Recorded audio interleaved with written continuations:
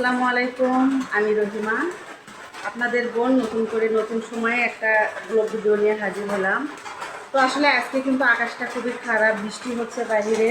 তো এদিকে ফুটবল খেলা নিয়ে যে মাতামাতি প্রতিটা এলাকায় বা প্রতিটা জায়গায় হচ্ছে, তো আমাদের এদিকেও কিন্তু কম যাচ্ছে না বগুড়া জেলায়।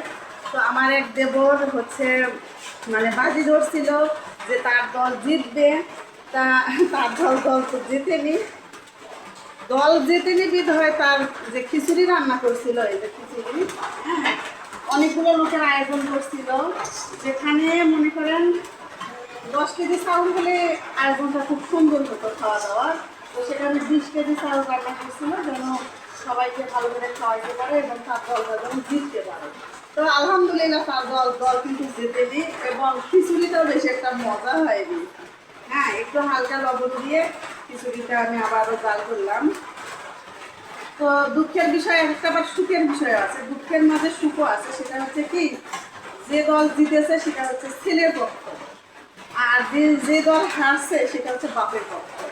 তা শুনে অনেক হাসাহাসি হলো, অনেক খিচুড়ি বাঁচিছে বা বাড়ি বাড়ি এক গামলা করে দিয়ে গেল। তো আমাকেও এক গামলা দিয়ে গেল, তো ভাবলাম যে গরম করি।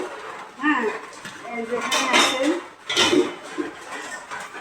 মাংসর তরকারি আর হচ্ছে খিচুড়ি। সকালবেলা ইনশাল্লাহ খাওয়াটা ভালোই হবে।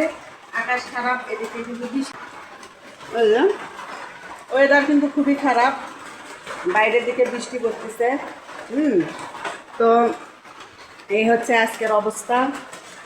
তো আপনাদের ওদিকে কে জিতলো বা হচ্ছে এরকম কেউ বাজি ধরছে কিনা অবশ্যই জানাবেন। আসলে আমি মনে করি যেটা বাহিরের দেশের খেলা আমাদের বাংলাদেশের মানুষ এত মাতামাতি না করাটাই বেশি ভালো। আমি এত মাতামাতি পছন্দ করি না এবং আমি কোনো দলও করি না। আমি মনে হয় বাংলাদেশের একমাত্র মানুষ যে তার কোনো দল নেই। আমি দল করি, দলে কিছু বুঝি না। ফুটবল খেলা বা হচ্ছে যে রাজনীতি, এগুলো নিয়ে আমি কিছু বুঝি না। এগুলো তো আমার মাথা ব্যথাও নেই, আমার মাতামাতিও নেই। তো যাই হোক, এমনিতে বললাম খিচুড়ি কিন্তু মজাই হয়েছে।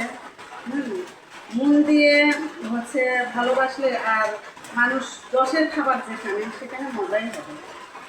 দশের খাবার কখনো বিফলে যায় না, মজা হয়। খিচুড়িটা বিসমিল্লাহির রহমানির রহিম, খুব মজা হচ্ছে। তা আজকের খাবার মাংস আর খিচুড়ি কেমন হবে? হালকা হালকা টিপটিপ বৃষ্টি, বৃষ্টির দিনের খাবার, আশা করি মজাই হবে। তো আমি একটু আগে খাই। হ্যাঁ, একটু খাই। রাত্রে বেশিরভাগ আমি না খেয়ে থাকি, আমি বেশি একটা রাত্রে খাই না। তো আসেন, আমার সাথে আসেন। আসলে